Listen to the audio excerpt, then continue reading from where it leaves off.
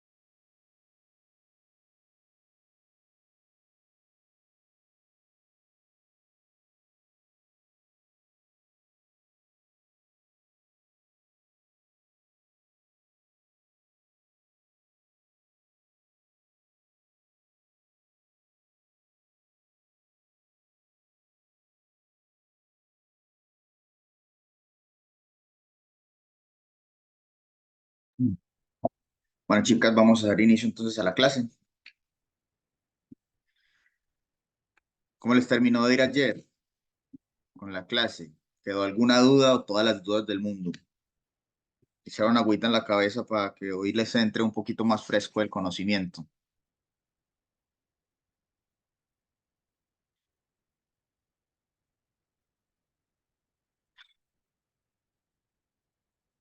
Buenos días, Priscila. Buenos días, Mirtela.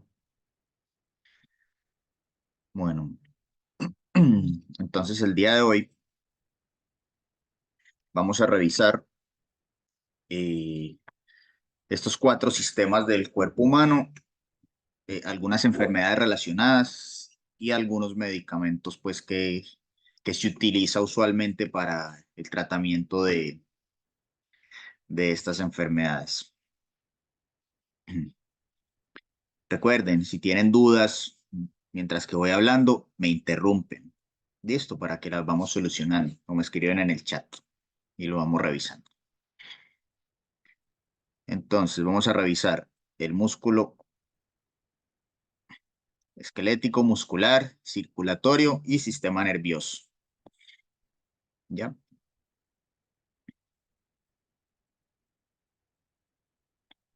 Bueno, Entonces empecemos con el sistema cardiovascular. Entonces, el sistema cardiovascular es básicamente el sistema por el cual se envía la sangre del corazón hacia el cuerpo y el cuerpo regresa al corazón. Entonces, el corazón realiza la acción de bombear la sangre ya a través de una red de vasos sanguíneos en el cuerpo. La sangre, a su vez, cumple una serie de funciones vitales, incluyendo el transporte de oxígeno y nutrientes hacia las células, la eliminación de dióxido de carbono y desechos producidos por la célula y la contribución a la regulación del equilibrio ácido-base, la temperatura corporal y el contenido de agua del cuerpo, de los líquidos en el cuerpo. Además, los componentes de la sangre desempeñan un papel importante en la defensa del organismo contra enfermedades, en la reparación de vasos sanguíneos. Entonces, ¿qué es lo que hace el corazón? Bombear sangre, ¿ya? Pero entonces, ¿qué pasa en el corazón? Hay sangre oxigenada y hay sangre que no está oxigenada, ¿ya? Esos nutrientes y ese oxígeno los necesita la célula para realizar sus procesos normales. Entonces, la sangre, o sea, los conductos del cuerpo por los cuales hay sangre que está oxigenada se llaman arterias, ¿ya? En las arterias circula la sangre oxigenada y los conductos por los cuales circula sangre que no está oxigenada se llaman venas. Entonces está la vena y la arteria. Vena transporta sangre sin oxígeno, arteria transporta sangre con oxígeno. Entonces, la sangre ¿de dónde sale este oxígeno? Sale de los pulmones, de lo que respiramos. Esa es la importante de por qué tenemos que respirar, para poder respirar oxígeno. Inhalamos, inhalamos oxígeno. Exhalamos más que todo dióxido de carbono. ¿Ya? ¿De dónde viene este dióxido de carbono? De la sangre que viene sin oxigenar, pero viene con CO2 de las células que son productos de desecho. Entonces, la sangre que llega al corazón viene ya con CO2, ¿ya? Entonces, ¿qué pasa con este CO2? Llega al corazón, el corazón bombea esa sangre a los pulmones, en los pulmones se da un intercambio, ¿ya? Entonces, yo respiro y en el pulmón hay un intercambio, ingresa oxígeno a la sangre y sale CO2. Y cuando yo exhalo, ahí sale el CO2. ¿Ya? Entonces, ¿qué pasa con esa sangre que está oxigenada ya en el pulmón? Regresa al corazón. Regresa nuevamente al corazón y el corazón nuevamente se va hacia el cuerpo por la arteria aorta. ¿Ya? Entonces, ¿cuál es el proceso? Yo respiro oxígeno, la sangre se oxigena, va al corazón, el corazón la bombea hacia el cuerpo, lleva sangre oxigenada para ayudar a las células en sus procesos. Eh, la sangre se va quedando sin oxígeno porque lo reparte en todo el cuerpo y cuando se va quedando sin oxígeno, tiene que regresar nuevamente al corazón para ser bombeada nuevamente a los pulmones y nuevamente oxigenarse y dejar los productos de desecho como el CO2. ¿Listo? ¿Se entiende? Entonces, aquí, más fácil en esta imagen. Entonces, la sangre pobre en oxígeno, bueno, la sangre rica en oxígeno, entonces penetra en el corazón desde los pulmones y sale hacia el cuerpo. Entonces, aquí ya, esta es la sangre oxigenada, ya, que entra a la aurícula izquierda.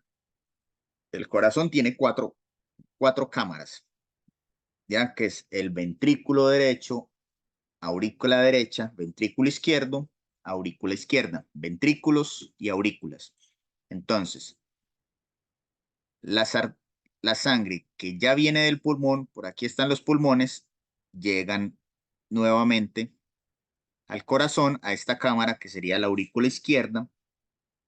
De la aurícula izquierda, que ya está oxigenada, se va al ventrículo izquierdo, ¿ya? Y del ventrículo izquierdo, ustedes no se tienen que aprender esos nombres, simplemente que ese es el nombre técnico y así es como se llama. Entonces, llega a la aurícula izquierda, luego se va al ventrículo izquierdo y del ventrículo izquierdo se va a la sangre. Entonces, ingresa sangre por aquí, ingresa sangre por acá, rojita, o sea, oxigenada, y aquí se va al cuerpo, ya por la arteria aorta. Luego de que ya se va al cuerpo, hace toda esa circulación, llega hasta todas las extremidades del cuerpo, hacia nuestros dedos y nuestros pies, dedos de los pies, que son los lugares más alejados del corazón, es donde le cuesta más llegar a la sangre oxigenada y volver a regresar. Y eh, hacen el intercambio, la sangre le da oxígeno a la célula y la célula le da producto de desecho a la sangre, CO2 o cualquier otro producto de desecho, regresa nuevamente aquí a por la vena cava inferior, regresa a la aurícula derecha. Entonces recuerden, llega por aquí y llega por acá. Venas serían estas azulitas, las venas transportan sangre sin oxígeno. Entonces llega por la vena cava inferior, vena cava superior, esta de acá, y se repite el proceso. Ya llega a la aurícula derecha, de la aurícula derecha se va por la arteria pulmonar, que serían estas, esta y aquí se va a los pulmones. Y los pulmones regresa acá. Y se repite el proceso. Se repite el proceso. Entonces, cada vez que ustedes sienten que el corazón bombea, es que está haciendo este proceso. Ingresa sangre, se va a los pulmones, llega de nuevo sangre de los pulmones y se va al cuerpo. Entonces ese es el proceso de diástole, sístole, diástole, sístole. Ya, ese es el bombeo del corazón. Ya, vamos a ver un videito cortito como ayer de los videitos para que me entiendan mejor y discutimos el tema. A ver, yo sí estoy compartiendo sonido. Sí, compartir sonido. Circulación sanguínea a través del corazón. La sangre del organismo pobre en oxígeno regresa a la aurícula derecha del corazón. La sangre que viene del tronco superior vuelve a través de la vena cava superior y la que viene del tronco inferior regresa a través de la vena cava inferior. Cuando la aurícula derecha se llena de sangre, se contrae, la válvula tricúspide se abre y la sangre se bombea al ventrículo derecho del corazón. Cuando el ventrículo derecho se llena, la válvula tricúspide se cierra para prevenir que la sangre fluya hacia atrás a la aurícula. El ventrículo derecho se contrae, la válvula pulmonar se abre y la sangre se bombea por la arteria pulmonar hasta los pulmones. La válvula pulmonar se cierra para prevenir que la sangre fluya hacia atrás al ventrículo. La sangre oxigenada en los pulmones regresa a través de las venas pulmonares a la aurícula izquierda del corazón. Cuando la aurícula izquierda se llena de sangre, se contrae, la válvula mitral se abre y la sangre se bombea al ventrículo izquierdo del corazón. Esto ocurre al mismo tiempo que la aurícula derecha, al otro lado del corazón, bombea sangre al ventrículo derecho. Cuando el ventrículo izquierdo se llena, la válvula mitral se cierra, la válvula aórtica se abre, el ventrículo izquierdo se contrae y la sangre rica en oxígeno se bombea hacia la aorta para llegar a todas partes del cuerpo. Esto ocurre al mismo tiempo que el ventrículo derecho, al otro lado del corazón, bombea sangre a la arteria pulmonar.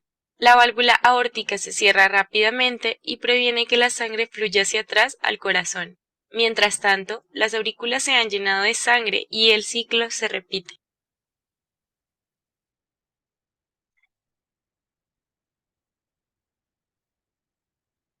Comentarios acerca de cómo funciona el corazón.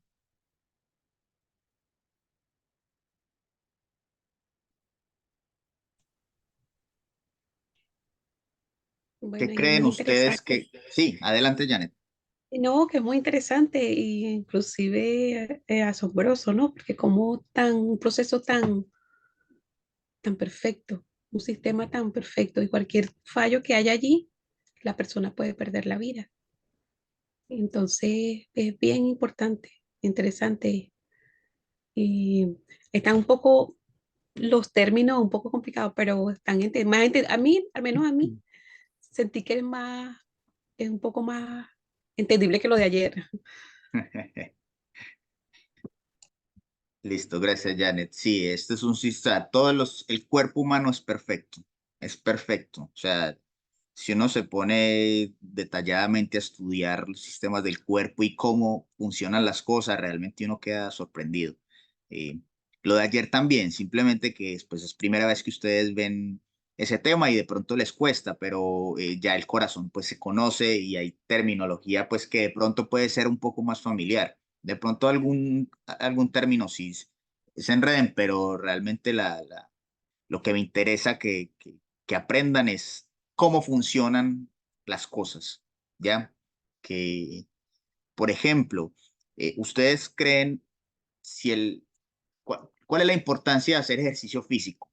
Aparte no sé, de nivel muscular, ¿no creen ustedes que uno caminando o haciendo ejercicio favorece que el corazón haga menos trabajo, por ejemplo, para traer la sangre que no está oxigenada, o sea, por las venas, que suba nuevamente de los pies, con solamente el movimiento de los pies? ¿No creen ustedes eso? Ahí está la importancia del por qué los médicos recomiendan ejercicio físico, por qué las personas que de pronto tienen deficiencias cardiovasculares les recomiendan que hagan ejercicio leve, no tan exigente, pero sí leve.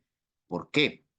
Porque esto, el movimiento, favorece a que las arterias y las venas circule mejor la sangre, sea oxigenada o no oxigenada. Es solamente el movimiento del cuerpo, cualquier tipo de movimiento favorece para que el corazón no haga tanto esfuerzo. Entonces esa es la importancia de mantener un movimiento en el cuerpo. Una persona que mantiene una vida sedentaria, que está quieta, es más propensa a sufrir problemas de salud. ¿Por qué? Porque el hecho de estar quieto va a hacer que el corazón tenga que trabajar más fuerte para hacer el mismo trabajo que una persona que por lo menos camina. ¿Ya? Entonces, eso es lo que me interesa, que entiendan cómo funcionan las cosas y la razón del por qué. ¿Por qué entonces hay que caminar? Es por esto. Porque hay que hacer, porque hay que tener una buena alimentación. Es por esto. Porque, ay, ¿cómo así que la buena alimentación? Claro, porque si ustedes comen mal, más adelante vamos a ver eso. Si ustedes comen mal, pues resulta que las arterias y las venas se empiezan a llenar de colesterol, se empieza a acumular el colesterol, ya se les empiezan a formar pequeños coágulos. ¿Qué pasa con esto? Se empieza a cerrar la arteria o la vena por el mismo espacio que pasaba antes la sangre, ahora es más pequeño. Entonces, ¿qué pasa? El corazón tiene que bombear más fuerte para poder que pase la misma cantidad de sangre. Entonces, todo tiene su razón de ser y ahí es donde vienen todas ese tipo de enfermedades que ya las vamos a revisar. ¿Ya alguien más algún comentario acerca de esto para seguir con esta diapositiva?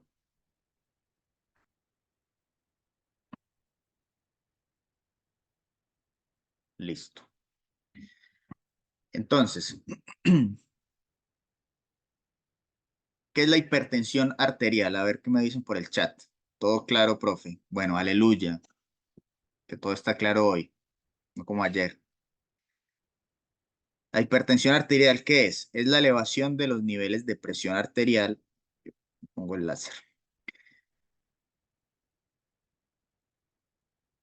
Es la elevación de los niveles de presión arterial de forma continua o sostenida. Se considera un paciente como hipertenso cuando presenta repetidamente cifras mayores o iguales, perdón, a 140 a 90 mmHg. ¿Alguien sabe qué es este término?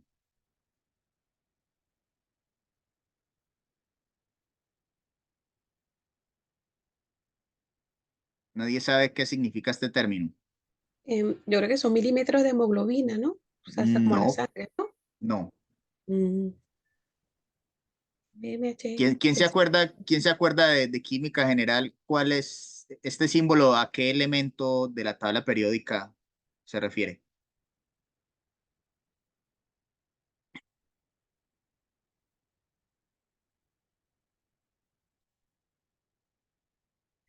¿Alguien sabe cuáles son los niveles o cómo se mide la presión? La presión. Por ejemplo, la presión en la Tierra. ¿Cuál es la presión ideal para que cuando dice, no, es que uno se mete al mar y como a 5 metros bajo el nivel del mar, uno siente que la presión es más alta, pero a nivel terrestre la presión es más baja. Y si uno se va a una ciudad que es más que es más alta, con mayor altura, la presión es menor y hay menos oxígeno. Eso pasa, esto es el mercurio, Hg es mercurio, entonces son milímetros de mercurio. Entonces la presión se mide en milímetros de mercurio, atmósferas, ¿ya? Por ejemplo, la presión en la Tierra es de una atmósfera, significa 760 milímetros de mercurio. En el caso, pues, del corazón, ya, esta medida es la medida de presión a la cual la sangre hace presión contra las venas y las arterias, ¿ya? Entonces, por eso siempre decimos, no, es que está normal de 120/80. Claro, es 120 y 120 sístole, 80 diástole, de presión de milímetros de mercurio. Eso es lo que significa. Entonces, claro, con la presión alta, Denise. Entonces, cuando hay estas cifras iguales o superiores a 140/90, significa que hay una mayor presión de la sangre ejerciendo presión tanto en la arteria como en la vena. Entonces ahí hay una hipertensión, o sea, sube la presión arterial. Entonces, existe la hipertensión arterial primaria o esencial, en donde la causa es exacta, es desconocida. Entonces, hipertensión primaria o esencial, no sabemos por qué pasa. Ya son de causas desconocidas. Y se considera que es de origen multifactorial. Pueden ser muchas cosas. Entonces, por eso, como no se sabe a ciencia cierta qué es, se denomina como hipertensión primaria. Y otra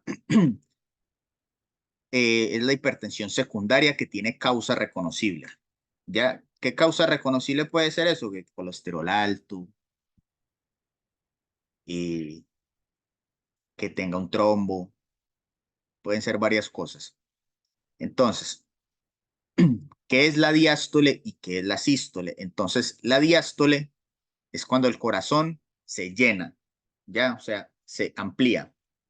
Y la sístole es cuando el corazón bombea, saca sangre. Entonces, diástole, sístole, diástole, sístole. Ese es el movimiento que ustedes, si se tocan el corazón y se concentran un segundo, van a sentir esa palpitación. Entonces, lo que está sucediendo es diástole, sístole, diástole, sístole. Se está llenando y está bombeando, se está llenando y está bombeando. Todo siempre de forma eh, equilibrada. Entonces, acá revisando un poquito la anatomía del corazón. Entonces, tenemos las venas pulmonares, por aquí llega esta partecita acá, entra y aquí entran y llega acá, ¿ya? Esta es la sangre oxigenada.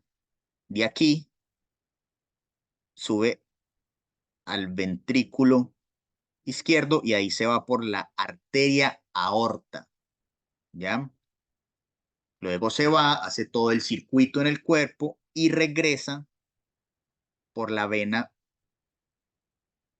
cava inferior, que es esta. La vena cava inferior es la que recoge la sangre sin oxígeno de toda la parte inferior del cuerpo. O sea, del pecho para abajo, todo llega por la vena cava inferior. En la vena cava superior llega todo lo que es la sangre no, sin oxígeno de la cabeza, del cerebro, ¿ya? De ahí llega. Y llega el proceso nuevamente. Llega aquí, ya, a la aurícula, al ventrículo derecho, ya, llega acá y se va por las arterias pulmonares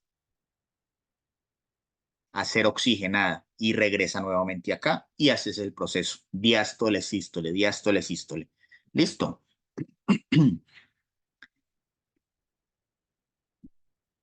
Entonces, la hipertensión arterial es uno de los principales factores de riesgo para padecer enfermedad cardiovascular aterosclerótica, ya sea accidente cerebrovascular, infarto agudo de miocardio, enfermedad renal crónica, enfermedad arterial periférica y todas las causas de muerte cardiovascular. Hay muchas enfermedades relacionadas a la hipertensión arterial, ¿ya? Algunas de ellas son estas. Entonces, por ejemplo, si nosotros tenemos un pequeño coágulo de sangre, ya ese coágulo se se crea por colesterol o por lípidos como HDL, LDL, perdón, que ya los vamos a ver en un ratito. Resulta que este coágulo bloquea aquí esta partecita y no deja que circule la sangre oxigenada. Entonces, si no circula la sangre oxigenada, no va a llegar oxígeno a la célula, la célula no va a poder hacer sus procesos, la célula va a morir. Y si las células van a morir en esa zona, va a haber muerte de tejido cerebral, ¿ya? Y zona con muerte de tejido cerebral es casi que muerte fija, ¿ya? Entonces, dependiendo del lugar del cerebro donde suceda eso se llama derrame cerebral, ¿ya? Donde suceda ese coágulo donde bloquee, o la persona va a fallecer, o se va a quedar sin habla, o va a quedar vegetal, depende de la zona del cerebro que funcione ahí en esa zona. Listo, entonces recuerden que de aquí viene ojo, los coágulos se pueden formar en otros lugares del cuerpo, dependiendo del tamaño, ya inclusive pueden estar circulando en la sangre en este momento. Pero ¿qué pasa? Dependiendo del tamaño, va a llegar un momento en que en que se va a encontrar con una zona muy pequeñita que se llaman capilares, que ya es muy, muy, muy pequeño, ¿ya? No es como la arteria aorta, que es grande, súper grande, o la vena que uno no se le alcanza a palpar aquí, ¿ya? En esta zona de acá, si uno se toma el pulso, uno siente cómo circula la sangre. Y circula la sangre al ritmo del corazón, por eso es que uno se puede tomar aquí las pulsaciones por minuto. Entonces, el coágulo puede viajar por el cuerpo, pero si se encuentra en un lugar donde no puede pasar porque ya el conducto o el capilar es demasiado pequeño, ahí es donde va a haber el problema. ¿Ya? Bueno, entonces, como les decía ahorita, la presión arterial se refiere a la fuerza ejercida por la sangre en las paredes de las arterias y es el resultado de dos factores principales, el gasto cardíaco y la resistencia periférica, o sea, la resistencia de las paredes de los vasos sanguíneos al paso de la sangre. Entonces, esto es bastante medido y ahí pues esas máquinas que miden la presión arterial, ¿ya? Donde nos da la medida de sístole, diástole y las pulsaciones por minuto. Eso está bastante estudiado y hay pues unas tablas muy buenas sobre las medidas normales que debe tener una persona. Entonces, alguien que sufra de hipertensión arterial o tenga problemas cardíacos, es bueno que tengan estas maquinitas en la casa y que todos los días estén teniendo control, ya, porque no sabemos en qué momento de pronto el cuerpo vaya a fallar y teniendo la maquinita, eso es una generación de alerta para el hospital, porque a veces la persona puede que no sienta que el corazón está empezando a fallar, ¿ya? Sino que llega el infarto agudo y se acabó, eso es fulminante. Entonces, el uso de estas maquinitas es bien, bien interesante. Entonces, tenemos primero, cuando hay enfermedad relacionada con hipertensión arterial, lo primero que se debe hacer es un tratamiento no farmacológico, ¿ya? Y este aborda cambios en el estilo de vida, como cuáles. El ejercicio físico, lo que hablábamos hace un ratito. El ejercicio físico es sumamente importante. ¿Por qué? Porque esto reduce el gasto eh, energético del corazón. ¿Ya? El hacer ejercicio, estamos ayudando a que el corazón haga un menor esfuerzo para poder bombear la sangre, así sea poquito, poquito tiempo en el día, lo que nos quede, yo qué sé, pero hay que tratar de hacerlo. Inclusive, así no tengamos hipertensión arterial, hay que tratar de hacerlo y como que mentalizarnos de que, bueno, mi cuerpo funciona de esta forma, así yo no sienta que lo está haciendo o no sé, no seamos conscientes de lo que el cuerpo hace. Es bueno ayudarle porque es por la salud, ¿ya? Y las enfermedades usualmente se empiezan a manifestar con los años. Entonces, no, estoy súper sano y no pasa nada. No, sí pasa algo, que Se lleva una vida sedentaria, demasiado trabajo, demasiado todo y cero tiempo, ni 30 minuticos al día para dedicarlo al cuerpo.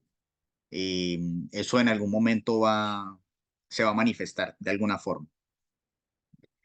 Igual que la alimentación. Entonces, reducción en la ingesta de sal, reducción en el consumo de alcohol, disminución en el consumo de café, reducción y eliminación del tabaquismo. Todo esto son factores de riesgo para las personas que sufren hipertensión arterial.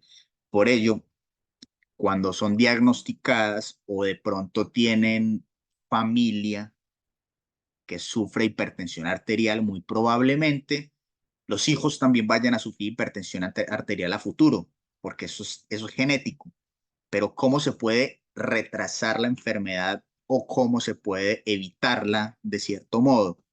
Teniendo un buen estilo de vida, haciendo ejercicio, teniendo una buena alimentación, disminuyendo el consumo de alcohol y café, no fumar, ya que todo esto aumenta pues las probabilidades de la aparición de estas enfermedades. Preguntas hasta acá, comentarios.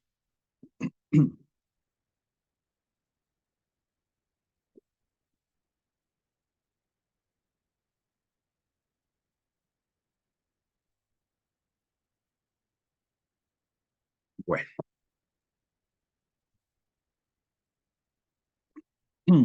entonces, cuando ya tenemos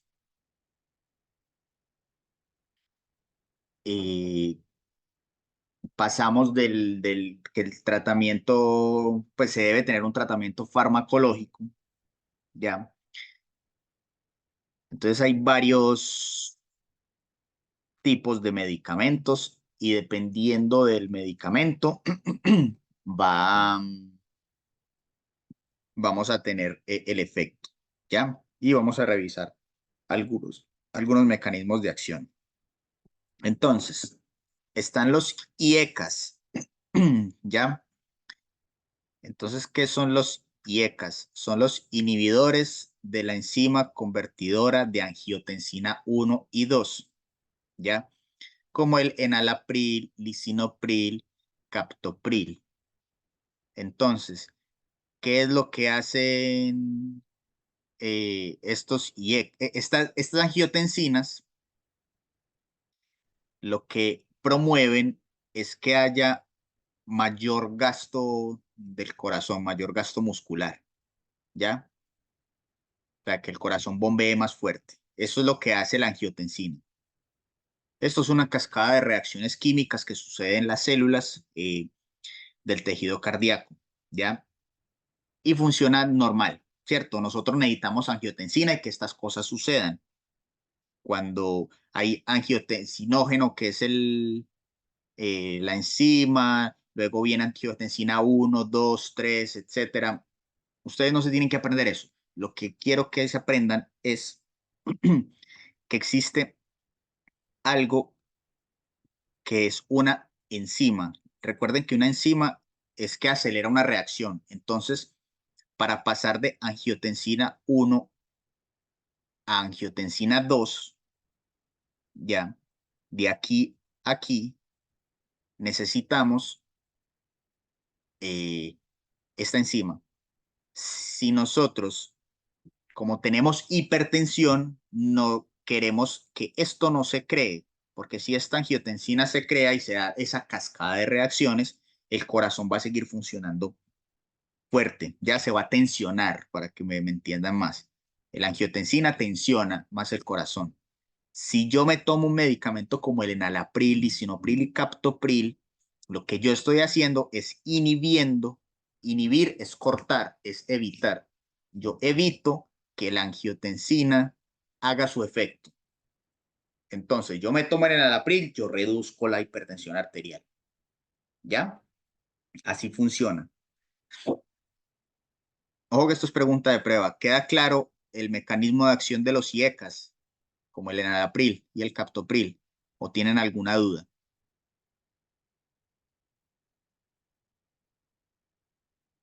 ¿Queda claro?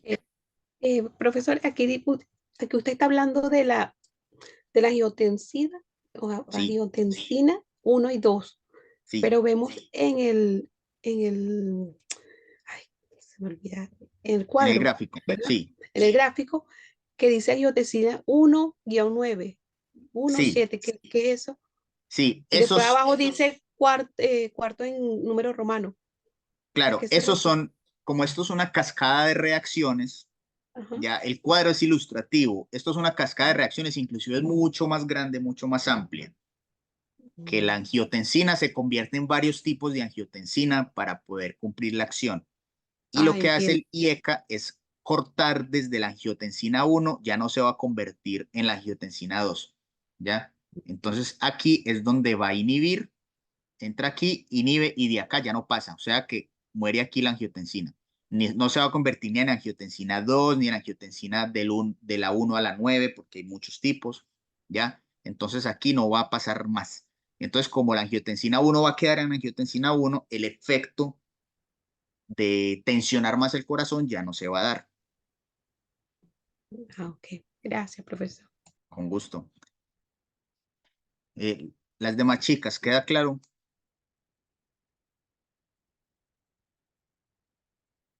Bueno,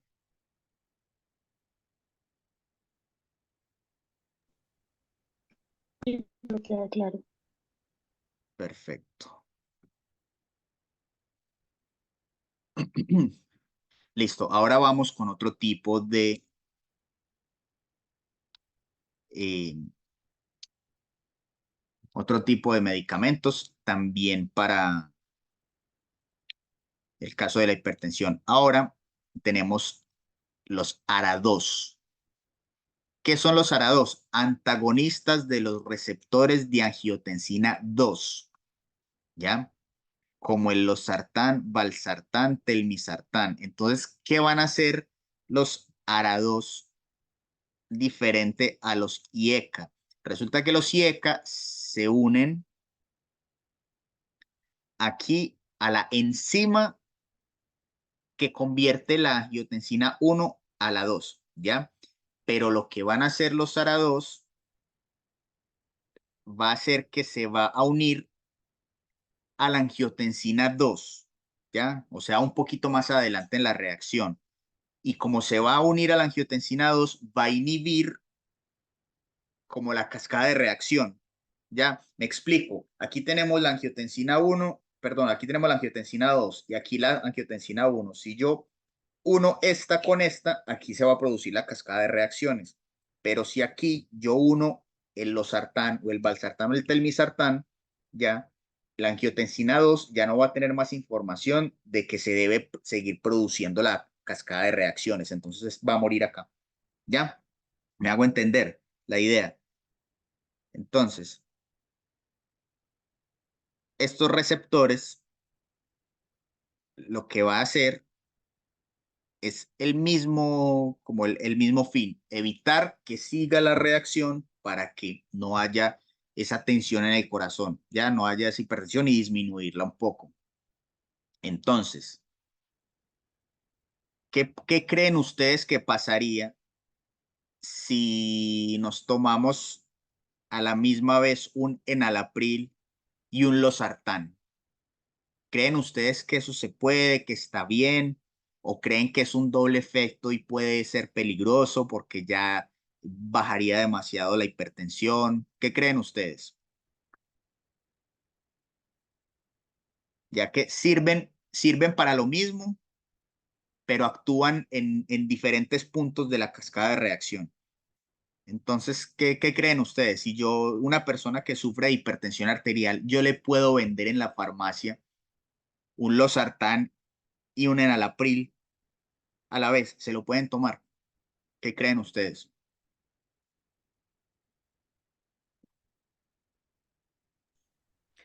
Profe, bueno, mi papá sufría de hipertensión arterial, él murió, pero él le tenían cartopril en caso de SOS, se le colocaba bajo la lengua, porque es un efecto más inmediato. Y el barsartán era que se lo mandaba, era para todos los días, para evitar que la presión subiera. Y el captopril era en el caso de SOS justamente, cuando tuviera muy alta, colocarla en la pastillita sublingual. Exacto. Entonces, no, yo Y, pienso que, ok, sí, pero eso es lo está bien que... la idea. Continúa. Entonces, Ujú. ¿por qué? ¿Qué sucedía? ¿Qué Claro, pasaría si tu papá se hubiera tomado el captopril todos los días junto con el valsartán? ¿Qué crees que no pasaría? se baja demasiado la tensión, entonces no puede colocársela las dos. Es cuando esté Exacto, muy alta el captopril, porque ya es como un sistema más fuerte, o sea, un ataque más fuerte. Entonces los dos es como para bajarlo, pues le baja demasiado la tensión. exacto. Esa es la Los respuesta. dos, Sí, tomar los dos, hay una demasiada baja de presión arterial. es correcto, Entonces, Mirtela. O sea, entonces, por eso esto es una duplicidad farmacológica. No se puede dar los dos medicamentos como tratamiento a una persona, salvo casos excepcionales de emergencia, como el que nos acaba de comentar Janet de su papá. En un caso de que, no sé, se está tomando el losartán, valsartán, o telmisartán o algún sartán de estos y que resulta que viene con la hipertensión regulada, pero un día de la nada asiste con el tratamiento normal, la presión se disparó. Necesitamos un segundo actor para que ayude a disminuir la presión. Ahí puede actuar un IECA, un enalapril, un captopril, ya que actúan potenciando el efecto. Entonces, si una persona que no está en esa situación, sino que tiene su presión regulada y se toma los dos medicamentos a la vez, le puede disminuir la presión y puede ser peligroso. Eso genera hipotensión, ¿ya? Y puede generar un infarto. Entonces, esa es la razón. Bueno, vamos con los beta bloqueadores. Entonces, este es otro tratamiento farmacológico y se establecen estos beta bloqueadores ya que antagonizan la acción de la noradrenalina, como el propranolol, atenolol, carvedilol, bisoprolol, ¿ya? Entonces, ¿qué pasa con la noradrenalina? ¿Recuerdan qué es la noradrenalina? ¿Es un qué? Que lo vimos la semana pasada cuando vimos las neuronas. Es un neurotransmisor, ¿ya? Entonces, cuando antagonizan, ya, recuerden, hay dos términos que se utiliza en farmacología, que es antagonista y antagonista, agonista y antagonista, ¿ya? Entonces, cuando hablamos de agonista, agonista es que potencia el efecto. Cuando hablamos de antagonista, es que bloquea el efecto, ¿ya? Entonces, los beta bloqueadores antagonizan la acción de la noradrenalina. ¿Qué va a pasar? Recuerden cuando revisamos la semana pasada el tema de la fluoxetina para, como antidepresivo, se unía a los receptores y evitaba que la cascada siguiera, ¿ya? Pasa lo mismo aquí.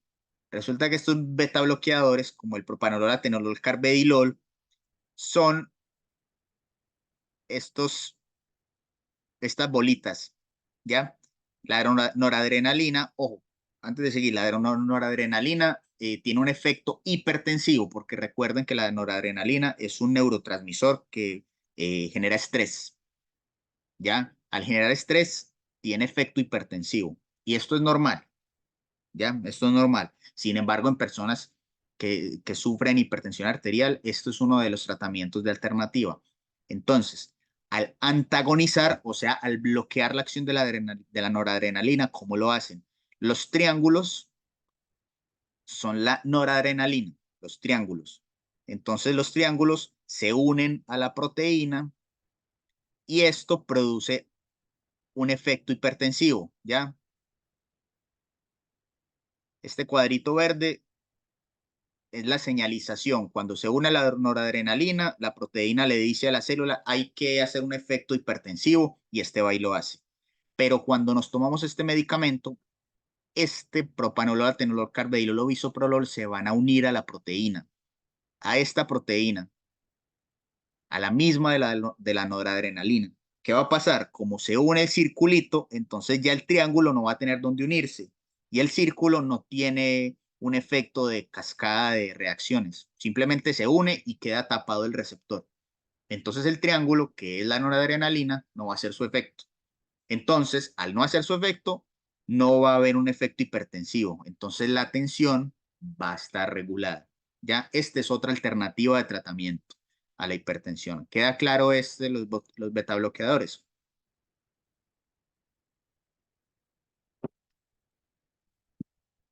Bueno, queda súper claro.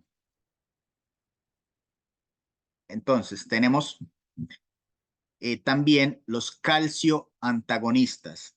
Este es el cuarto grupo. Entonces, en el tratamiento de estos calcio antagonistas son bloqueadores de los canales de calcio. Antes de seguir, ayer que les dije, ¿recuerdan qué hace el calcio en el músculo, en la célula? ¿Qué hace? Si tenemos calcio al interior de la célula, ¿qué sucede? ¿Qué va a favorecer?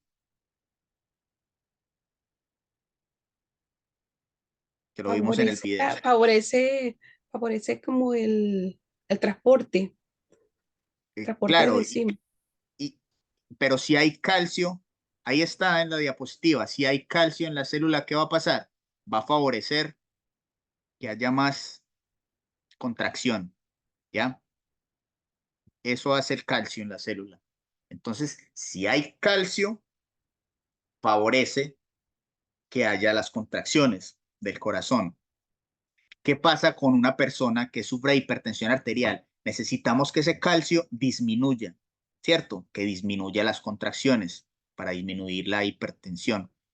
Entonces, estos medicamentos, que son los bloqueadores de canales de calcio, recuerdan los canales de calcio que vimos ayer, se van a unir a esos canales, entonces el calcio va a entrar en menor medida a la célula. Al entrar en menor medida el calcio, va a haber un efecto de disminución de esa contracción, ¿ya? ¿Cuáles medicamentos están? El amlodipino, nifedipino, nitrendipino, diltiazem, verapamilo, ¿ya? Entre otros. Esto es otra alternativa de tratamiento a la hipertensión. ¿De qué va a depender cuál de todos esos tratamientos elegir? ¿Qué tipo de hipertensión arterial tiene la persona?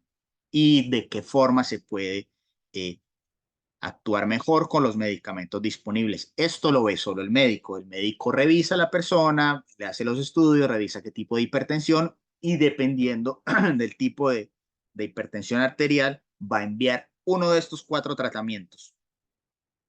Y ustedes ya tienen conocimiento de que, bueno, yo no puedo mandar, si yo veo una persona, un familiar que está tomando IECAS con ARA2, losartán, valsartán, misartán con algún enalapril o captopril, es peligroso. Ustedes están en la capacidad de decir, ojo con eso, es peligroso.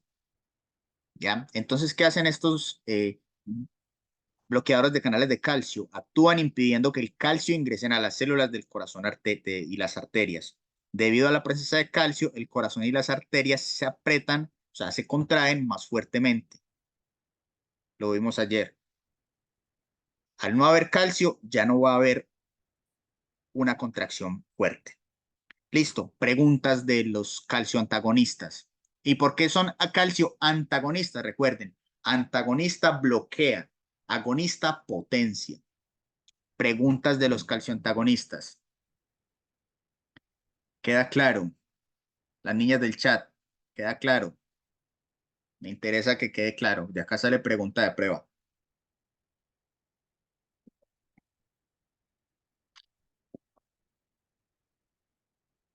Perfecto. Bueno, ahora vamos a pasar a la dislipidemia. Entonces, la dislipidemia es una concentración elevada de lípidos, colesterol, triglicéridos o ambos, o una concentración baja de colesterol rico en lipoproteínas. Entonces, hay dos tipos de lípidos, los LDL y los HDL. Yo sé que en algún momento los habrán escuchado. Los importantes, los buenos, son los HDL. ¿Por qué? No es que el LDL sea malo, el LDL es bueno, pero en niveles normales, ¿ya? Este colesterol LDL es el que se acumula en el tejido adiposo, o sea, los gorditos que tenemos, es puro colesterol acumulado y esto se usa como reserva energética del cuerpo, ¿ya? Entonces, cuando no nos cuidamos, resulta que ese tejido adiposo, la LDL, no hay ejercicio, comemos cosas poco sanas, el LDL se empieza a acumular y acumular y acumular, y no solamente se va al tejido adiposo, que son los depósitos energéticos del cuerpo, sino que se empieza a acumular en los vasos sanguíneos, ¿ya?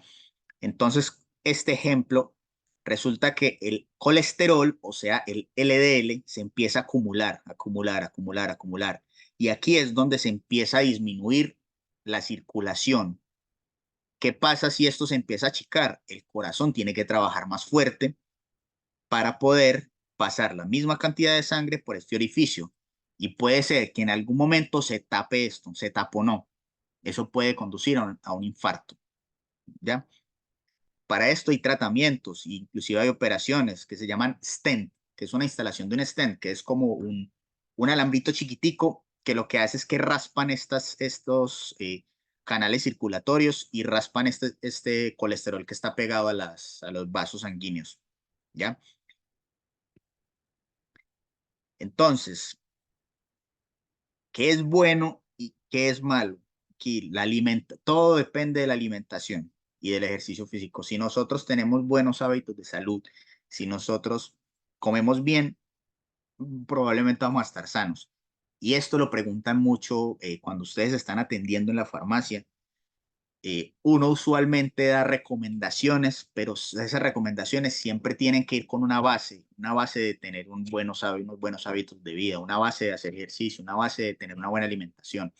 Porque ¿qué gana uno de recomendar medicamentos, pero la persona igual sigue con una vida sedentaria?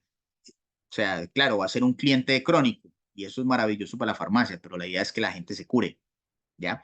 Entonces, el HDL, que es la grasa buena, entre comillas, ¿dónde la encontramos? En granos, frutos secos, en aceites vegetales purificados, eh, en las paltas, los ácidos de las paltas, ya, algunos cereales. ¿Y el LDL dónde está? Lamentablemente en la comida más rica. Miren, entre más rico sabe algo, es porque más grasa dañina tiene. Ojo, no estoy diciendo que sea súper malo comer una hamburguesita, una pizza, unas papas fritas de vez en cuando. No. El punto es que todo es malo en exceso. Todo en exceso es malo. Entonces, tenemos las carnes rojas, la sal, los quesos, los lácteos, las comidas rápidas son supremamente dañinas y tienen un nivel de LDL muy alto, ¿ya? Entonces, si ustedes ya como personal del área de la salud lo recomiendan y dicen, hombre, todo en exceso es malo. No es que una persona tenga que dejar de comer rico, ya no, se puede comer una pizza de vez en cuando, una hamburguesita de vez en cuando, pero su dieta debe estar basada en productos con alto nivel de HDL, ¿ya? Entonces el colesterol tampoco es que sea malo, es esencial, solo que en exceso es malo. Entonces es esencial para las membranas celulares, el cerebro, la bilis, la síntesis de vitaminas y hormonas en el cuerpo. Puede ser producido internamente o adquirido a través de la dieta. Los triglicéridos provienen de ácidos grasos obtenidos de los alimentos o producidos internamente, proporcionan la energía necesaria para diversas funciones metabólicas y el crecimiento corporal. almacenándose en las células grasas adipocitos después de su descomposición. Ya, entonces, colesterol y triglicéridos. El riesgo de aterosclerosis, esto se llama ateroma. Eso es un ateroma. ¿Ya? Y esto es una acumulación de colesterol y de triglicéridos. Por eso cuando ustedes, no sé, se hacen unos controles anuales normales de la salud, usualmente ustedes van y se hacen un control de colesterol en sangre, de triglicéridos, y dicen, no, es que tengo los triglicéridos altos o me salió el colesterol alto, alerta con eso. ¿Por qué? Porque puede pasar esto. Entonces ahí es donde ustedes tienen que empezar a cambiar un poco los estilos de vida. Entonces, el riesgo de aterosclerosis aumenta a medida que se incrementa la concentración de colesterol total, incluso si no se considera una dislipidemia. Esto puede llevar a problemas en las arterias que riegan el corazón, el cerebro y otras partes del cuerpo, lo que aumenta el riesgo de sufrir un infarto de miocardio o un accidente cerebrovascular. ¿Ya? Infarto de miocardio es porque esta sangre no puede pasar y se devuelve. ¿Ya? Accidente cerebrovascular, lo mismo, no puede pasar la sangre por los capilares cerebrales y empieza a morir el tejido cerebral y hay accidente cerebrovascular. Entonces, estas son los valores de referencia usual que salen en los exámenes y algunos parámetros pueden variar según el género. Entonces, el colesterol total, estas medidas son en miligramos por decilitro. Entonces, el colesterol total debe estar por debajo de 200 miligramos decilitro, siendo lo ideal menos de 150. ¿Ya? El LDL siempre debe ser inferior a 100 miligramos por decilitro y el HDL mayor a 50, mucho mayor a 50, ojalá mucho, muchísimo. Entre más HDL tenemos, es mucho mejor. ¿Por qué? Porque este HDL ayuda a retirar estos ateromas. Listo. No es que se vayan a pegar de una botella de aceite vegetal rico en HDL, no. Así no funciona. Es una dieta balanceada. Entonces, ¿cuál es el tratamiento farmacológico para tratar esto? Tenemos ya que son inhibidores de la coenzima A reductasa. Esto es simplemente una enzima, ya es una enzima, o sea, es un acelerador de reacción, esta coenzima A. Entonces, lo que hace una atorvastatina es inhibir una enzima, o sea, inhibir que suceda que haya otra cadena de reacciones. Entonces, son los fármacos más empleados en el tratamiento de la dislipidemia. Son eficaces en la reducción de los niveles de LDL principalmente, pero también tienen efectos relativamente moderados en los niveles de triglicéridos y niveles de HDL. Entonces la atorvastatina, eh, todas estas estatinas, lo que hacen es disminuir el LDL, o sea, ayudar a que estos ateromas disminuyan en la sangre o mantener un nivel óptimo, ¿ya? Entonces, esos agentes actúan inhibiendo un paso clave en el metabolismo del colesterol del hígado, en el hígado, pero también se sabe que las estatinas tienen efectos independientes del colesterol o pleiotrópicos, o sea, reducción de la inflamación y disminución de la agregación plaquetaria, como así, o sea, esto, ayudan a disminuir esta agregación. Esto es una agregación plaquetaria, o sea que la atorvastatina, aparte de disminuir el nivel de LDL o colesterol, ayuda a disminuir esta partecita de acá que son como agregaciones plaquetarias, ¿ya? Entonces, las estatinas más conocidas y que se venden en las farmacias, la atorvastatina, rosuvastatina, lovastatina, simvastatina, ¿ya? Este es como el mecanismo de acción, no se lo tienen que aprender, no se los voy a explicar porque es un poquito enredado, pero lo que tienen que saber es que las estatinas sirven para reducir el colesterol malo en la sangre, el LDL. ¿Listo? También hay otros grupos de medicamentos empleados en la dislipidemia, como son el gemfibrosilo, el fenofibrato, el ciprofibrato, eh, el ezetimiba simvastatina, que este fármaco es el que inhibe la absorción intestinal del colesterol, o sea, no se absorbe, o sea, lo que nos comemos de colesterol no se absorbe, sino que vuelve y se expulsa del cuerpo. Así que el cuerpo trabaja con el colesterol que produce propiamente, ¿ya? Y como se toma junto con una estatina, la simvastatina, entonces hace doble efecto. Reduce la ingesta de colesterol en el cuerpo, o sea, la absorción, y luego ayuda a reducir el LDL que ya está en el cuerpo. Y otros grupos de medicamentos en la dislipidemia puede ser la colestiramina, que son secuestrantes de ácidos biliares. Estos ácidos, perdón, estos ácidos biliares lo que hacen es crear colesterol en el cuerpo. ¿Ya? De aquí sale más colesterol. Entonces, al secuestrar esos ácidos biliares que produce el cuerpo, se reduce el nivel de colesterol. Listo. Otros grupos de medicamentos empleados en la dislipidemia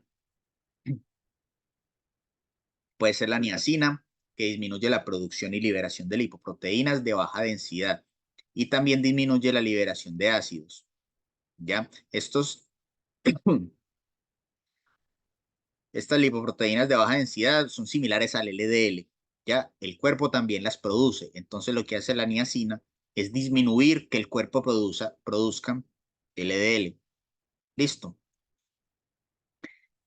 También están los ácidos grasos como omega 3, ¿ya? Que disminuyen la producción de este LDL, ya que el Profe, DHA, profe, sí, disculpe, este que dice B, el de L, ajá, BLDL, el LDL es la cuestión del, pero dice BLDL. ¿Cuál es la claro, diferencia? ¿Otro? es como un precursor del LDL. Entonces, al Ah, ok, disminuir este VLDL, ya va a disminuir también la cantidad de LDL en el cuerpo. Listo. ok, gracias.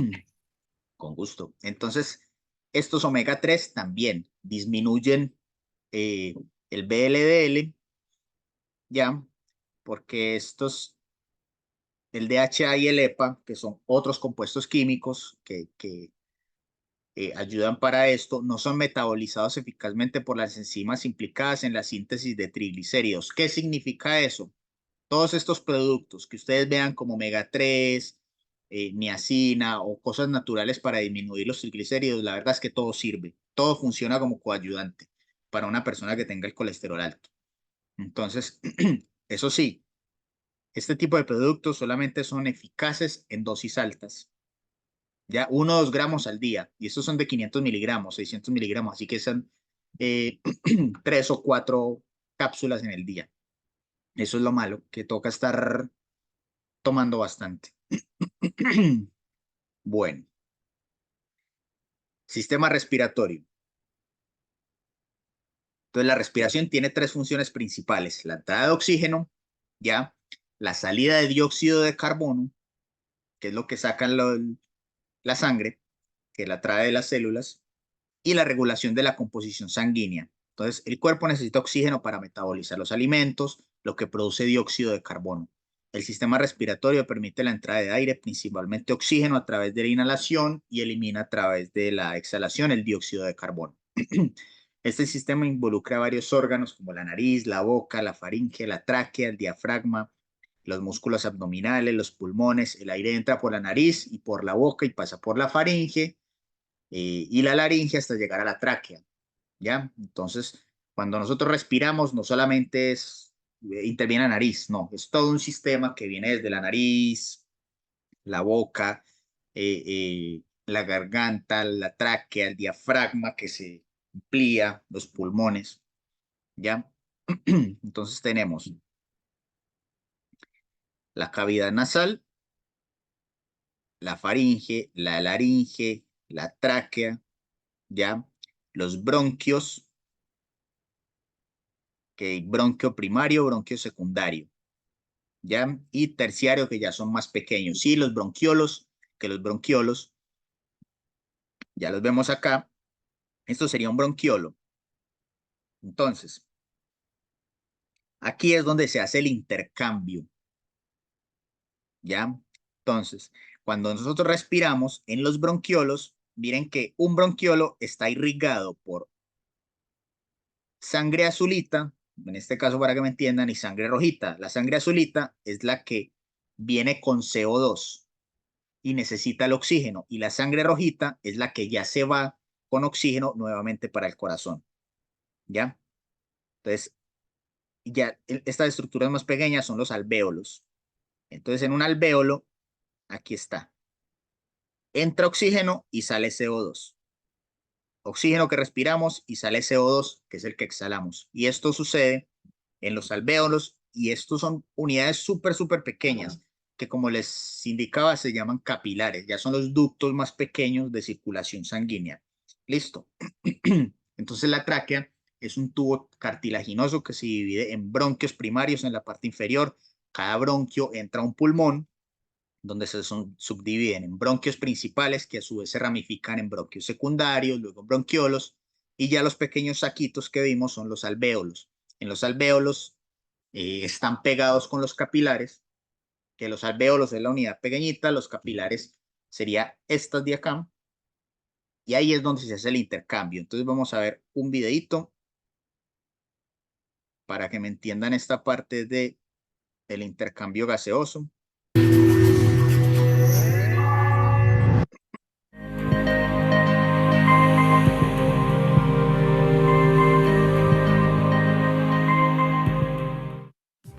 ¿Alguna vez se han preguntado para qué respiramos? Seguramente la respuesta será para vivir. Pero, ¿por qué? ¿En qué parte del cuerpo se necesita el oxígeno que respiramos?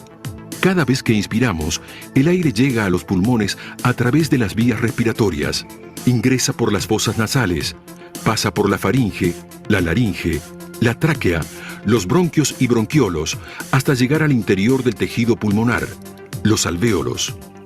En los alvéolos se realiza el intercambio gaseoso entre el aire que hay adentro de los mismos y la sangre que circula por los capilares sanguíneos. Este intercambio ocurre mediante un proceso llamado difusión, en el que las moléculas se desplazan desde donde están más concentradas hacia donde están menos concentradas. El oxígeno es transportado en la sangre por una molécula muy conocida que se encuentra en los glóbulos rojos, la hemoglobina. La hemoglobina es de intenso color rojo y contiene un átomo de hierro al cual se une el oxígeno. El oxígeno es transportado a todas las células del cuerpo. ¿Pero para qué ocurre esto? En las células, los alimentos liberan energía al ser oxidados en el proceso de respiración celular, que ocurre en las mitocondrias. Y para que esta función se realice, se necesita el oxígeno. El dióxido de carbono que se transporta disuelto en el plasma sanguíneo atraviesa la membrana alveolo-capilar y es liberado en la expiración. Podemos decir entonces que respiramos para que todas las células puedan llevar a cabo las reacciones químicas que necesitamos para obtener energía y que cada tejido, cada órgano y todo nuestro cuerpo pueda funcionar correctamente.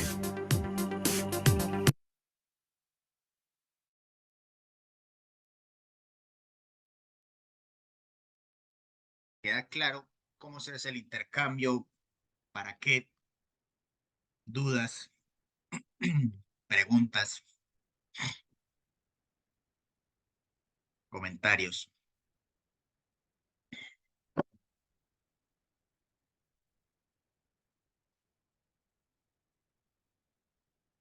Súper claro. Entonces, ¿qué le da el color a la sangre? ¿Escucharon? ¿Pusieron cuidado en el video? ¿Qué es lo que le da el color a la sangre? ¿A qué se une a qué se une el oxígeno?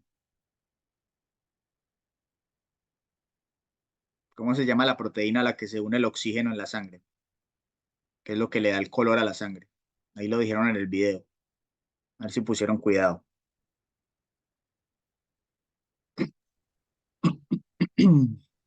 Hemoglobina. Hemoglobina, exacto. La hemoglobina tiene cuatro elementos de hierro, 4 unidades de hierro. Por eso es que cuando, no sé, si ustedes han olido sangre, el olor, el olor de la sangre es muy particular. Es como un olor ferroso. No sé si lo han identificado. Es por la hemoglobina y por el hierro que está presente en la hemoglobina. Listo. Listo. Si no hay más preguntas, vámonos a un break. Nos vemos en unos 10, 15 minuticos para que continuemos y terminemos la clase. Listo. Se tomen el cafecito. Nos vemos en un ratito. Ok, profe.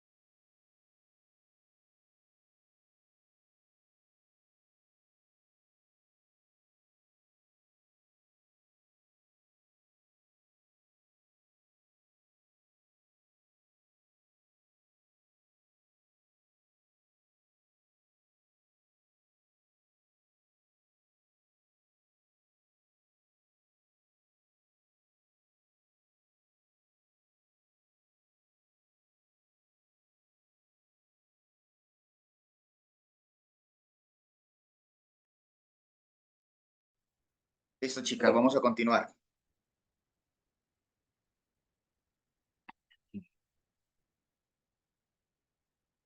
Estamos ready. Ya andan por ahí.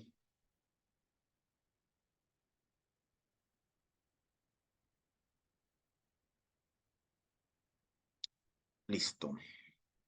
Bueno, entonces en esta segunda parte vamos a revisar, venimos con el sistema respiratorio. Entonces en el sistema de respiratorio existen diferentes patologías, pero ¿cuáles son las más frecuentes? El resfriado común. En esta época inclusive es bastante. Entonces es causado por diversas familias de virus, siendo el más común el rinovirus, ¿ya? Causa rinorrea, secreción nasal, congestión nasal, estornudo, y también se puede presentar como dolor de garganta, tos, dolor de cabeza u otros síntomas. Los síntomas suelen durar una semana aproximadamente.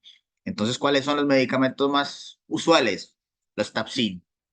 Ese es el medicamento más famoso para este resfriado, Tapsin en sobre. Entonces, estos resfriados son causados por virus, por lo que es inapropiado hacer uso de antibióticos para, como amoxicilina o acitromicina para tratar estos cuadros de gripe. Recuerden, la gripe es un virus. Los antibióticos son para las bacterias, por eso no funcionan con un resfriado. El tratamiento sintomático que se emplea en estos casos son fármacos antigripales como el Tapsin, Astisol, Trioval, en su presentación día-noche, que contienen en general paracetamol, actúa como analgésico y antipirético, pseudoefedrina como descongestionante y clorfenamina como antialérgico. Según cuál sea el virus causante del resfriado, se podría presentar tos, disminución del apetito, dolor de cabeza y dolores musculares. ¿Por qué existe Tapsin día y Tapsin noche? Alguien que me responda. ¿Cuál es la diferencia? ¿Cuál componente está en uno y en otro no? ¿Y qué es lo que produce?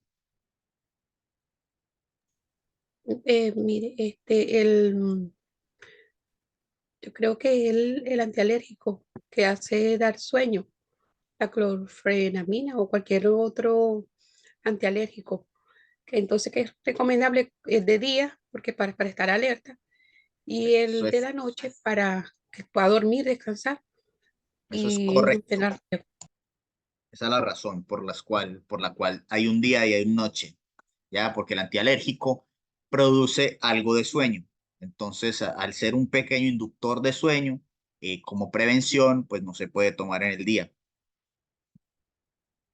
Bueno, también entonces, dependiendo del tipo de tos que se presente, se emplea un medicamento diferente. Entonces, para la tos seca se puede tratar con la oxolamina, que las marcas las más conocidas son el Tulox o el Perebrón u oxolamina genérica, ya, que viene de 50 miligramos cuando es para adultos, ya, y de 28 miligramos cuando es para niños.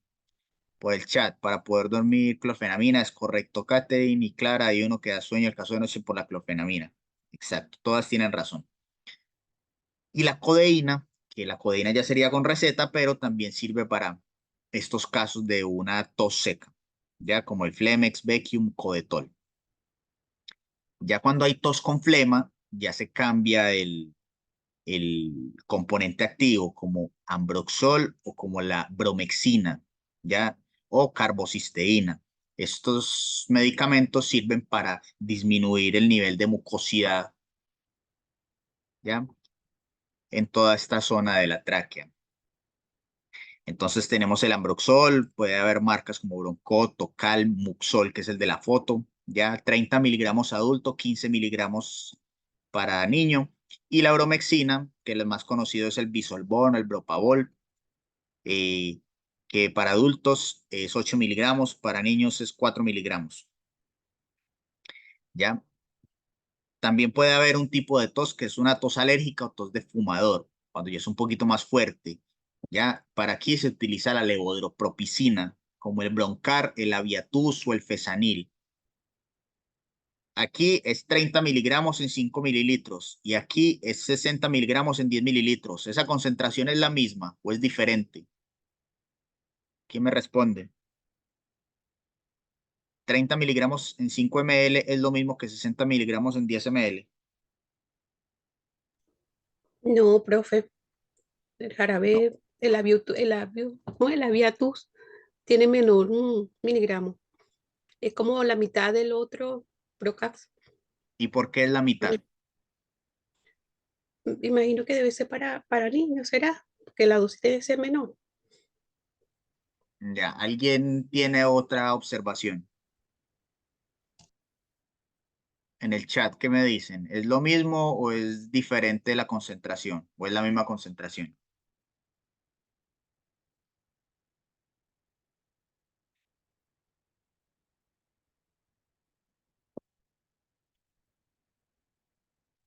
Bueno, resulta que esto es la misma concentración.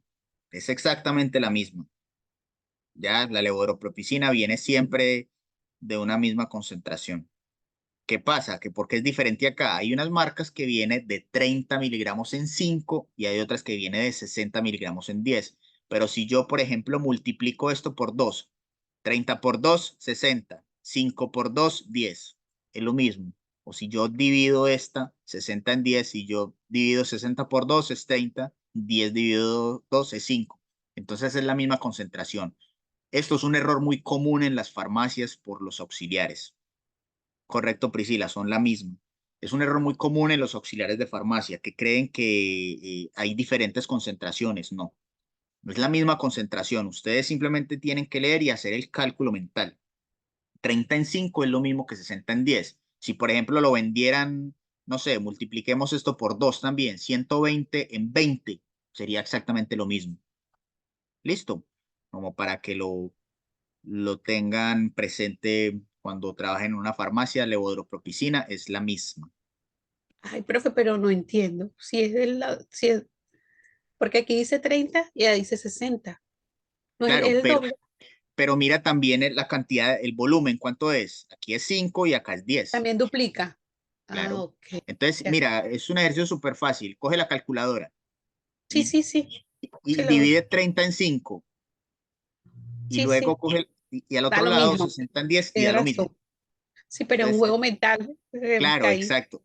Ese es el juego mental. Ay, Entonces, por eso es que se puede producir errores en la dispensación, en la farmacia, o dejarlo de vender porque dice, no, es que yo no tengo el que usted necesita. Resulta que llegan, no, es que necesito levodoropropicina de 60 en 10, pero usted en stock no tiene este Brocast, sino que tiene la Viatus. Y usted ve así de rapidez. Ay, pero no lo tengo porque tengo este 30 en 5 y no le sirve. Error, sí lo tiene, es lo mismo, lo puede vender y usted está en la capacidad y el conocimiento de explicarle al cliente. Sí, señor cliente, lo mismo por esto y esto y esto. Listo. Bueno, avanzando, entonces la neumonía es una infección causada por bacterias, virus u hongos que se presenta en uno o ambos pulmones. Causa que los alvéolos pulmonares se llenen de líquido o pus. Puede variar de leve a grave según el tipo de germen que causa la infección, su edad y su estado general. Entonces, ¿qué pasa si se nos infectan los alvéolos? No va a haber intercambio gaseoso. ¿Y qué pasa si no hay intercambio gaseoso? Nos empezamos a ahogar, nos falta el oxígeno. Entonces, por eso la neumonía eh, produce eso, es esa falta de oxígeno, sensación de ahogamiento y tos productiva tratando de sacar este líquido pus que se empieza a acumular en el pulmón, ¿ya? Entonces, ¿cuáles son los tratamientos más habituales? ¿Es amoxicilina de 1 gramo cada 8 horas o amoxicilina con clavulánico de 125 cada 12 horas? Recuerden cuál era la función del ácido clavulánico, que se las dije hace unas clases. ¿Cuál era? ¿Quién me la recuerda? es para potenciar el efecto de la amoxicilina. Es correcto. Entonces, por eso la moxi cuando es con ácido clavulánico es porque es más fuerte. Listo. Entonces es mejor tratamiento. Cuando ya es una enfermedad, pues como la neumonía un poquito más avanzada. Las alternativas en pacientes alérgicos a la penicilina, las penicilinas, las amoxicilinas hacen parte de un grupo antibiótico que se llama las penicilinas. Entonces, cuando esta persona es alérgica a una penicilina, o sea, a la amoxicilina, eh, o que presentan reacción adversa o fallo terapéutico, que esta es la primera línea de tratamiento, no le funciona, ya toca cambiar por claritromicina o acitromicina. Listo. 500 miligramos cada 12 horas o en caso de la acitromicina, 500 miligramos al día. Usualmente el tratamiento es por 3 días. Bueno, pasando al sistema digestivo, este consta de una serie de órganos esenciales para el procesamiento de alimentos y líquidos. Este sistema abarca desde la boca, la faringe, esófago, estómago, los intestinos, delgado y grueso, el recto y el ano. Además, se integran a este conjunto glándulas salivales, el hígado, vesícula biliar y páncreas, los cuales desempeñan un papel fundamental en la producción de los jugos digestivos, esto ayuda pues a que se disuelva el alimento. Y las enzimas, que facilitan el proceso de degradación química de los alimentos, la absorción de nutrientes y la eliminación de los desechos sólidos. Entonces todo esto es el sistema digestivo, empezando desde la lengua y terminando en el conducto anal, que es por donde se excretan ya los productos de residuo del cuerpo, ¿ya? Entonces, tenemos por el esófago, estómago, esta partecita del colédoco, aquí en esta parte súper importante, porque aquí es donde se absorbe la mayoría de los medicamentos. Listo. En el colédoco, en la primera parte del intestino delgado. ¿Por qué? Porque esta parte es donde se absorben los nutrientes. Es una zona llena de microvellosidades, ¿ya? Y ahí es donde ingresan. ¿Recuerdan que vimos ayer lo que entendieron poco, que era el sistemas de transporte? Pues aquí en el colédoco, lo que nos comemos, que se disuelve en el estómago y que pasa ya al intestino delgado, la función es absorber todos esos alimentos. ¿Y cómo los absorben? Por medio de los tipos de transporte que tienen las células. Ingresan a las células, al torrente sanguíneo, para ahí ya repartirse en el cuerpo. Y lo que no sirve, o los productos de excreción del cuerpo de las células, ya se van formando acá más adelante para pasar al intestino grueso y que se forme el bolo ya para la excreción. Entonces, el aparato digestivo desempeña un papel fundamental en la absorción y liberación de los fármacos que se administran por vía oral. El proceso de absorción de fármacos administrado por vía oral es influenciado por varios factores. Entonces, antes de ser absorbidos, los fármacos deben superar entornos ácidos y enzimas digestivas potencialmente degradantes en el tracto digestivo. Los fármacos peptídicos, como la insulina, son especialmente susceptibles a la degradación y por eso no se pueden administrar por vía oral. ¿Qué significa todo esto? Que miren esta parte del colédoco, que acá está el estómago, luego sigue acá el colédoco, acá es donde se liberan los medicamentos, se absorbe la mayoría. Obvio, algunos se absorben en el estómago, muy pocos, pero la mayoría en esta parte de acá. Si, por ejemplo, yo me tomo una cápsula, la cápsula va a resistir todo esto y va a llegar un poquito más abajo, que es donde necesito que se disuelva. ¿Listo? Entonces, recuerden eso. En el caso de la insulina,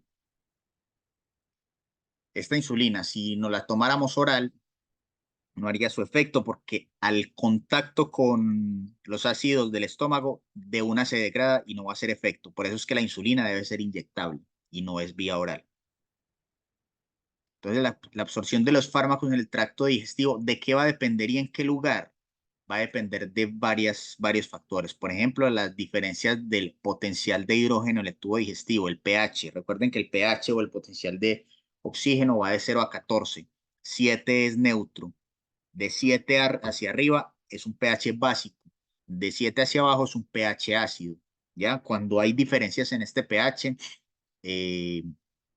pueden presentarse desórdenes, como por ejemplo en el tracto vaginal, cuando el pH, hay un desorden del pH en el ducto vaginal, es donde pueden aparecer infecciones, ya que esta zona debe tener un pH siempre muy similar para poder que los microorganismos que viven ahí vivan como en un estado normal de equilibrio. Cuando el pH se desordena, es donde vienen las infecciones, los malos olores, etcétera, y esto usualmente se trata con medicamentos antibióticos.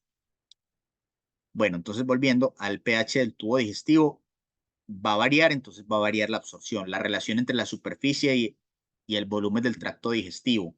¿Cómo así? ¿Dónde hay mayor absorción? ¿Dónde tienen más microvellosidades para ello? La perfusión sanguínea, donde hay mayor perfusión, o sea, mayor circulación sanguínea que permita que estas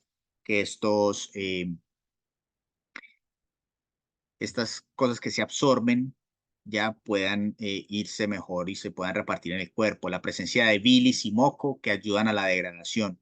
Y la naturaleza de las membranas epiteliales. Recuerden los epitelios que vimos ayer, los sistemas musculares, los epitelios.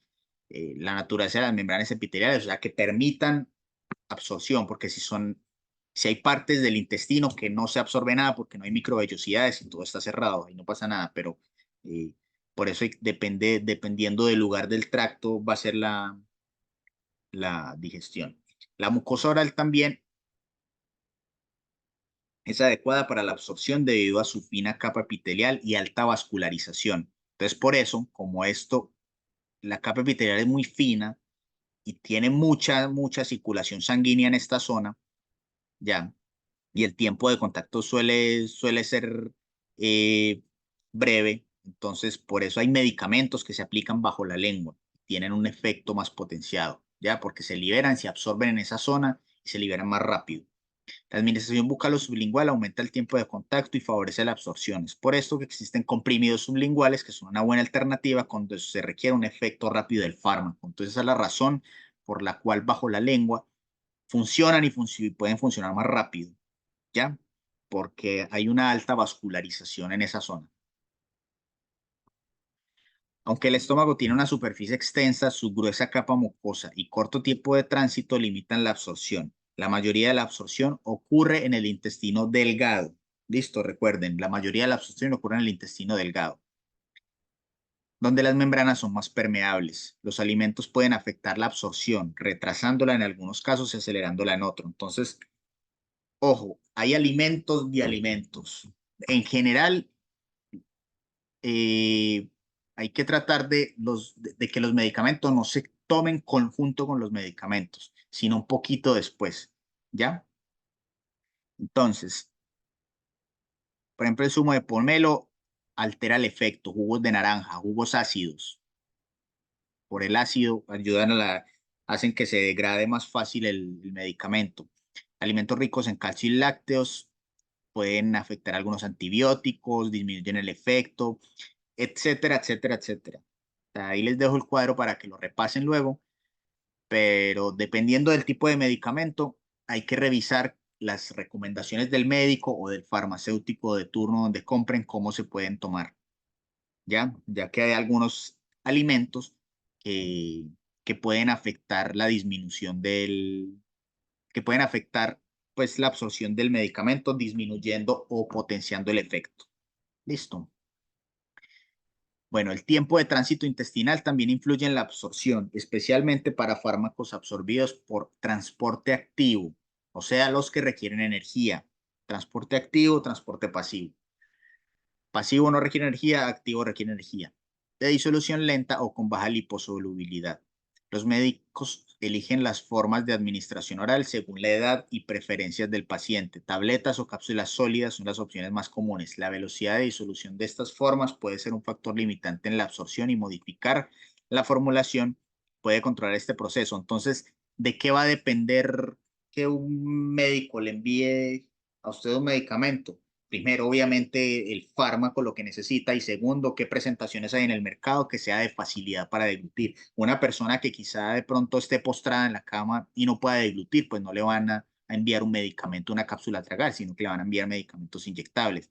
Una persona que le sea dificultoso de pronto tomar un medicamento, pero que no tenga problemas pues, para deglutir, quizá se le va a ver la opción de tomar un jarabe, ¿ya? Entonces, de esto depende. A ver si alcanzamos a ver este video. ¿Qué horas son? ¿Cuánto demora? Sí, veamos este videito de cómo hace disolución una cápsula.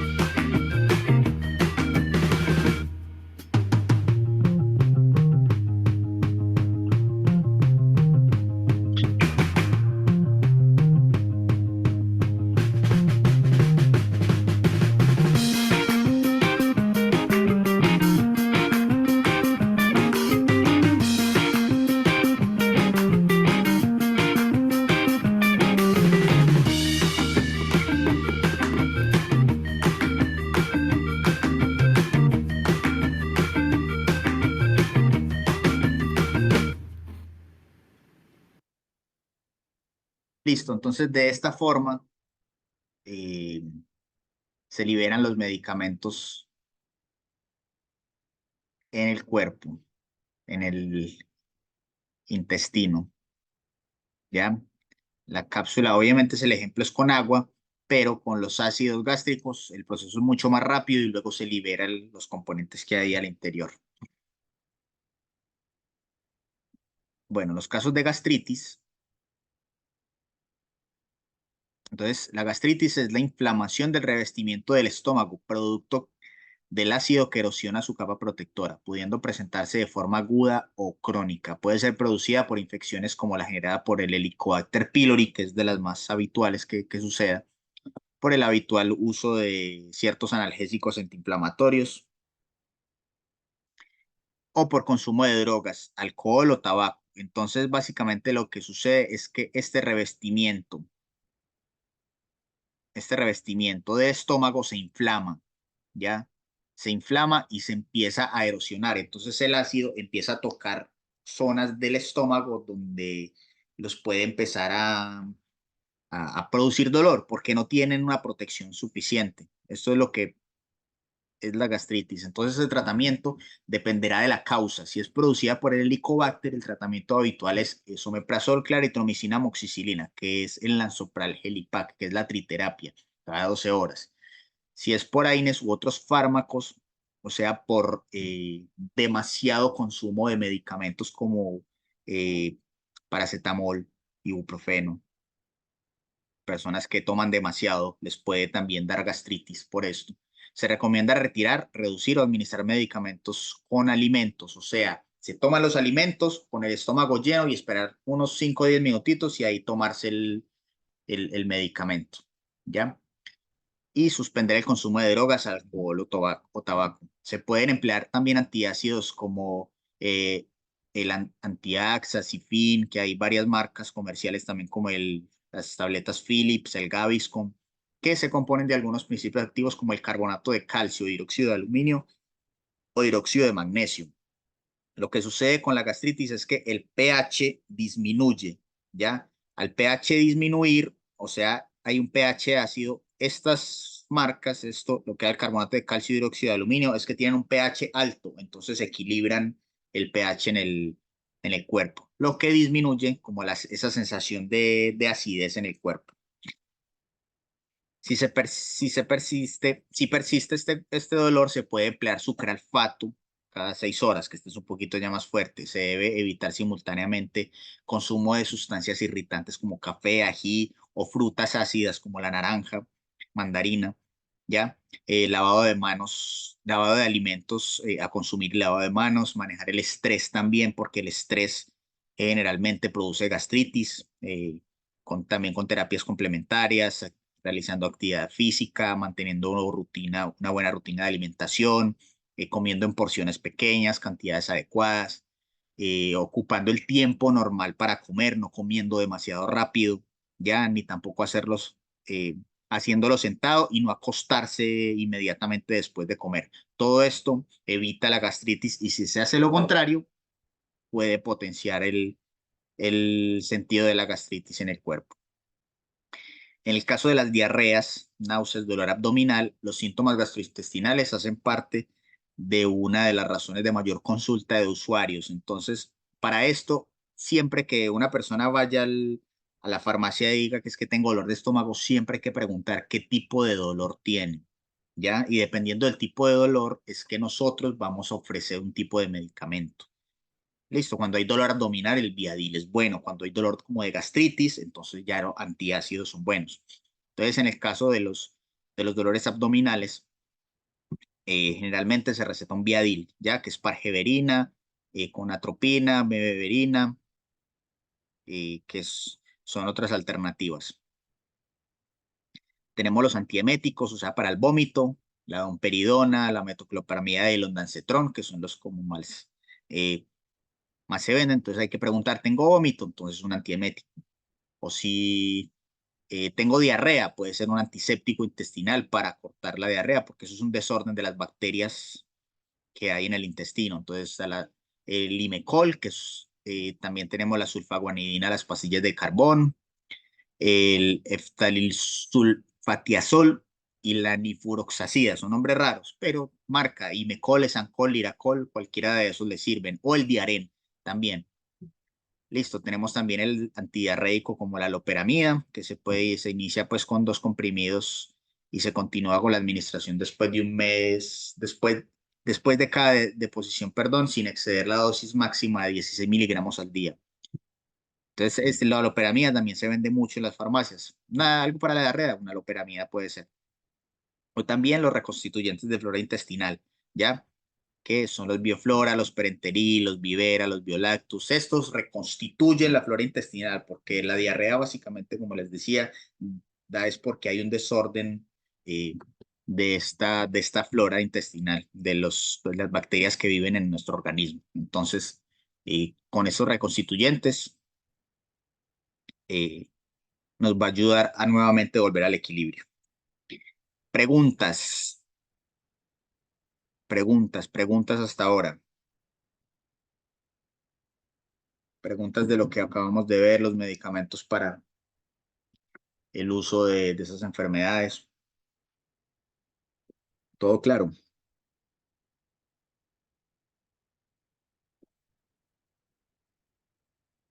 O quedaron como el monito, con muchas preguntas de ayer y de hoy. Bueno, si no dicen nada es porque está todo súper claro. Entonces, con esto terminamos hoy. En un ratito voy a subir las clases. La clase de ayer ya está montada. La monté ahorita antes de que iniciáramos la clase. Listo. Esta clase la voy a montar por ahí en una hora mientras que me carga pues el proceso. Recuerden, la prueba, como siempre, va a estar habilitada desde las 2 de la tarde mañana hasta las 2 de la tarde del lunes. Si alguien tiene alguna dificultad, me escribe al WhatsApp y ahí revisamos. Listo. Entonces vamos a llamar a lista y continuaremos el próximo viernes. Ah, bueno, no revisamos la prueba, pero pues yo creo que no hace falta porque a todos les está yendo muy bien en la prueba, en las pruebas. Así que si alguien tiene alguna duda acerca de las pruebas, me lo puede comentar en la próxima clase y lo revisamos.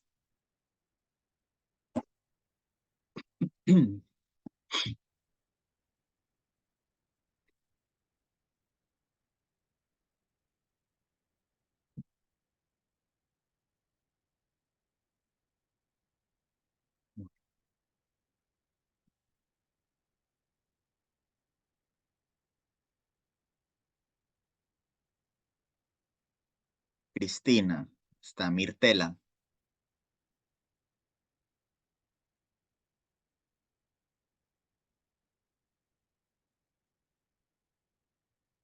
Una Mirtela, consulta.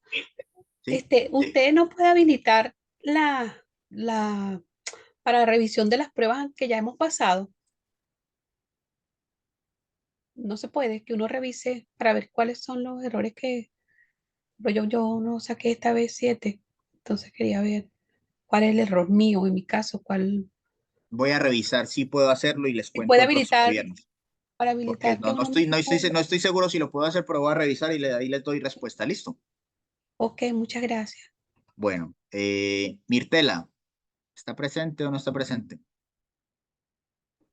Presente. Presente. Priscila, presente en el chat. Flor, no está. Catherine Carmona. Catherine Carmona, no está. Janet, presente. Marcela, no está. Clara, Presente, profe. presente. Sandra, no está. Yesenia, tampoco. Elizabeth, tampoco. Catherine González, Presente, profe. presente. Michelle, no está. Rose, presente. Denise, Presente. Ariana, dijo que iba a estar pendiente. María, tampoco. Daniela, Me había comentado también que tenía dificultad hoy. Ida, Presente, profe. presente. Helen,